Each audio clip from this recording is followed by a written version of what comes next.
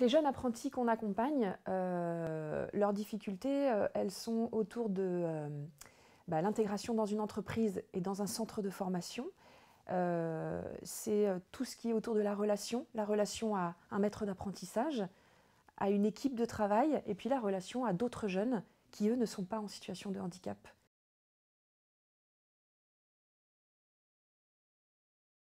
Les jeunes qu'on accompagne ne veulent surtout pas se démarquer. Bien au contraire, ils sont vraiment physiquement, notamment, dans la norme, parce qu'ils ne veulent pas du tout qu'on s'aperçoive de leurs difficultés. Et pourtant, nous, on travaille aussi sur l'acceptation. C'est un sujet très délicat, mais on travaille aussi sur cette acceptation du handicap, puisque c'est une réalité, et que parfois, ils vont s'y retrouver confrontés. Et quand ils vont y être confrontés, dans le milieu ordinaire, ça va être très violent. Alors, on les encourage à trouver, là aussi c'est une question d'équilibre entre en parler, le dire assez facilement, et puis mettre en contrepoint les qualités, les compétences qui ont été acquises, tout ce qui fonctionne. Et c'est dans l'échange, c'est dans la relation de confiance qui va s'instaurer avec nous que ça va pouvoir se faire.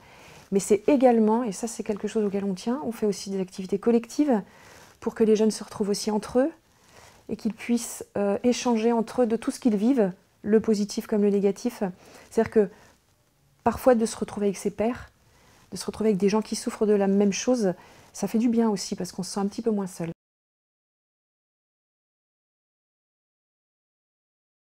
Personnellement, je trouve ça très bien que cette loi existe parce que elle appuie aussi ce qu'on essaye de mettre en œuvre depuis toujours auprès des personnes qui sont moins sensibilisées au handicap, c'est-à-dire les écoles, les centres de formation, les entreprises. Enfin, je crois que voilà, cette loi, elle permet quand même de... Enfin, voilà, elle a permis c'est une prise de conscience en fait. C'est quelque chose de très officiel, mais qui permet une prise de conscience auprès de tout le monde. C'est pas, voilà, c'est pas juste rester entre soi, le médico-social ou le social. C'est aussi s'ouvrir au milieu ordinaire. Le problème, je crois, après, c'est la mise en œuvre. C'est-à-dire que, oui, l'école doit intégrer des jeunes avec un handicap. Malheureusement, les enseignants manquent de formation.